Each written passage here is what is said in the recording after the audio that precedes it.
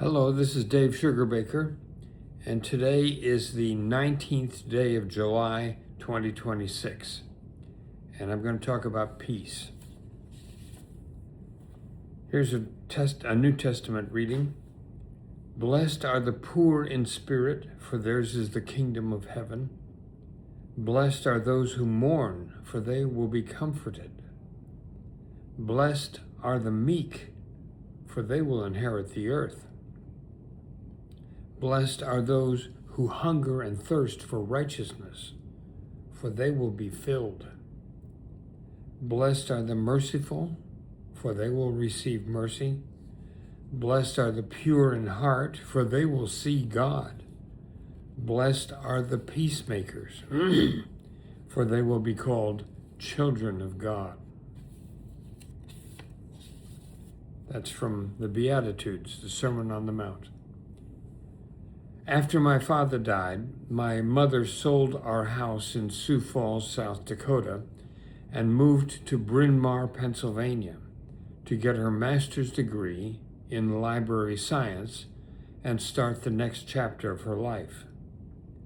She met a man at church, and in time, they fell in love and they announced that they were going to marry. I co-officiated at their wedding, and Ralph Overman became my stepfather. Ralph was a physicist.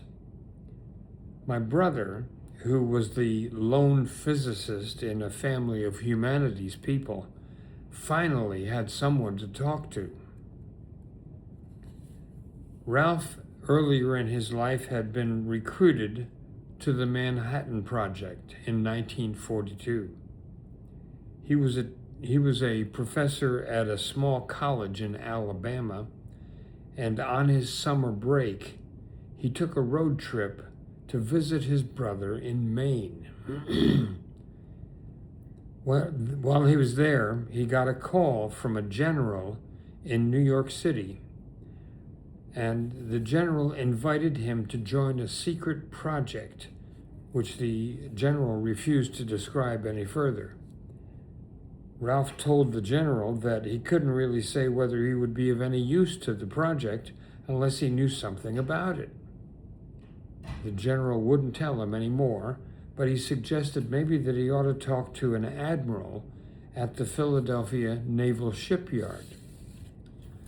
So Ralph called the admiral, but didn't learn a single thing more about the project.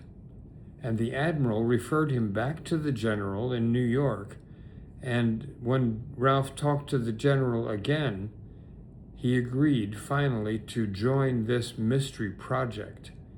And the general told him, well, report to the Philadelphia Naval Shipyard.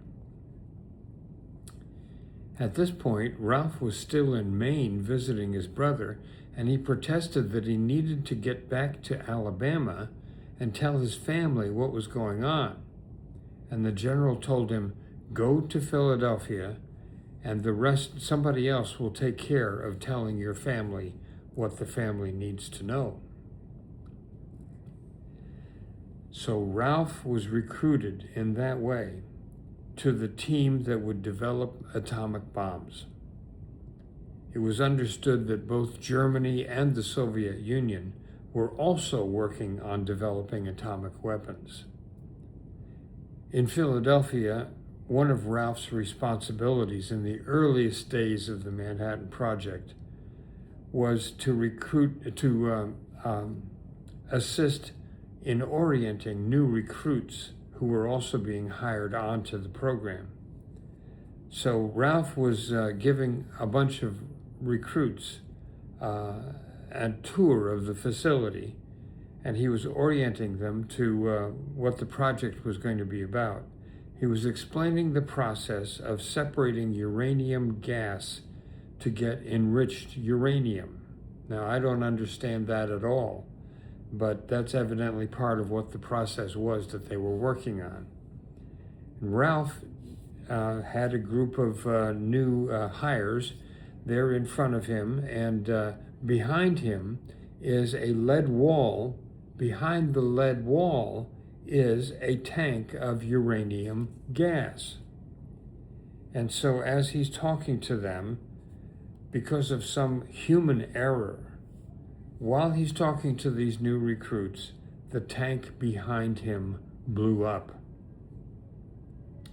The superheated uranium gases came up over the lead wall and over Ralph, and they mowed down his audience in front of him. Ralph and others immediately moved to help these victims of the explosion, but the word came quickly to them that although it might be obvious that the new recruits had been burned, no one was to admit to anybody that radiation exposure and radiation burns were a component of the accident.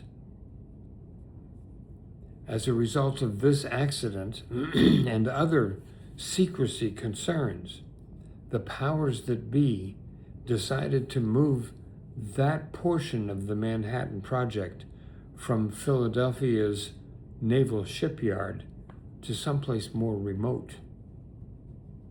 Ralph and his family were moved to Oak Ridge, Tennessee, where he was one of a team of researchers probing the mysteries of nuclear fission. I've seen a picture of Ralph and one other fellow scientist in shirt sleeves working with an early nuclear reactor. It was built out of lead bricks. And it's amazing that he didn't die of radiation poisoning. This thing was a cube of lead bricks with a hole in it, and nothing covered the hole. And they were putting things into the nuclear reactor to see what would happen to them. It was amazing. It was just amazing. Now, the Manhattan Project was actually being carried out in different facets of it were carried out in different parts of the country. There was a group in Chicago. There was a group in Washington State. There was a group at Los Alamos and in Albuquerque at Sandia Labs. Ralph was part of the work at Los Alamos as well in New Mexico. He was present at the first atomic test in the desert in the Southwest. Eventually, 2 fission bombs were dropped on Japan, on Hiroshima and Nagasaki. The loss of life was close to 200,000 people, mostly civilians.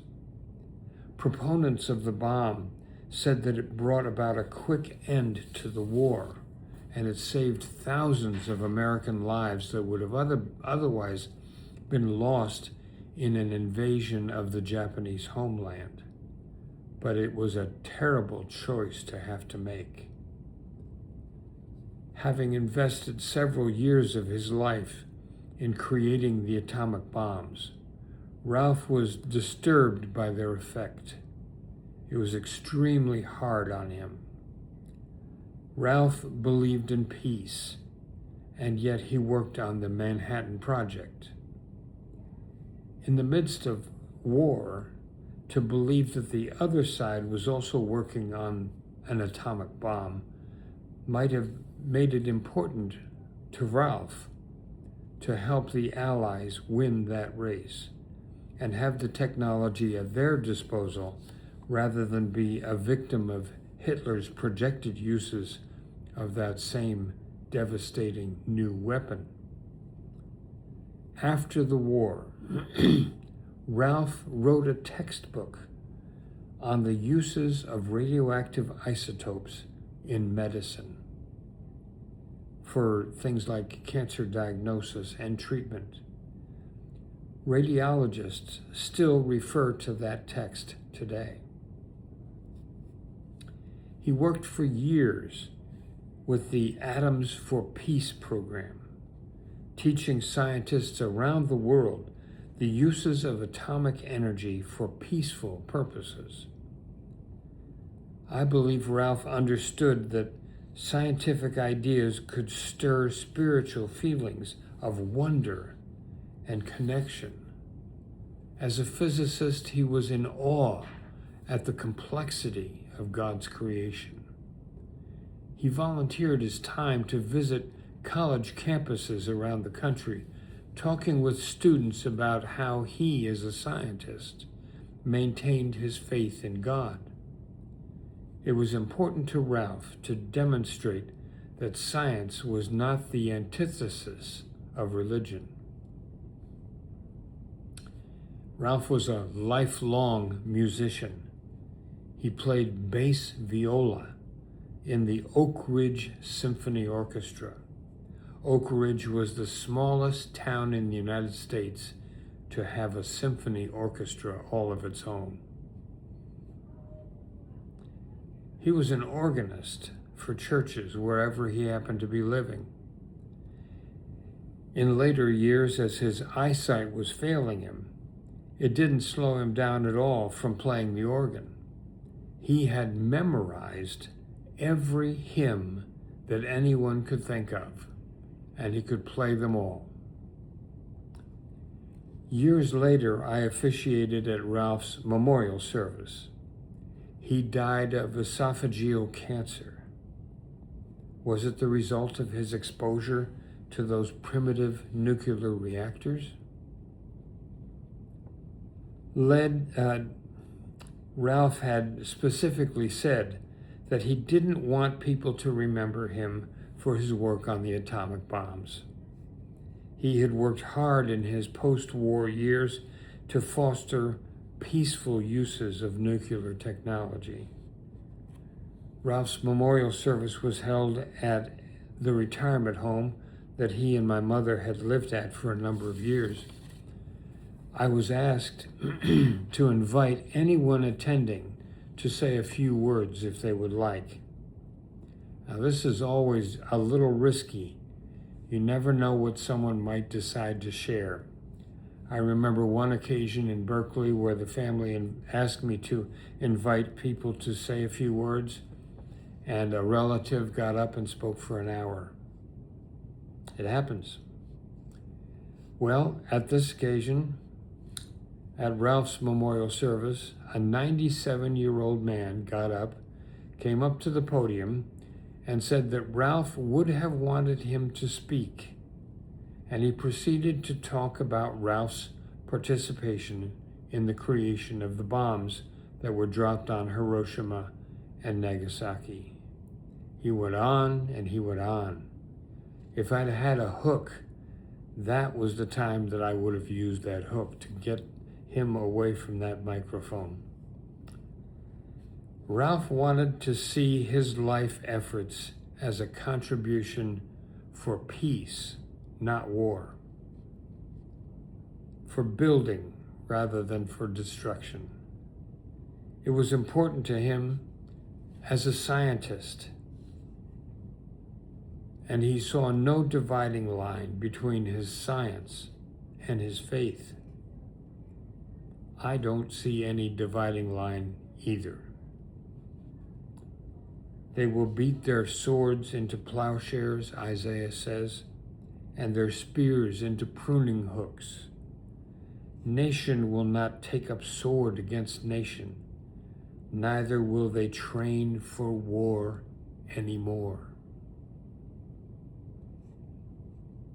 Now, God bless you. Thank you for taking time to listen to this. If you find value in it, I hope you'll pass it along.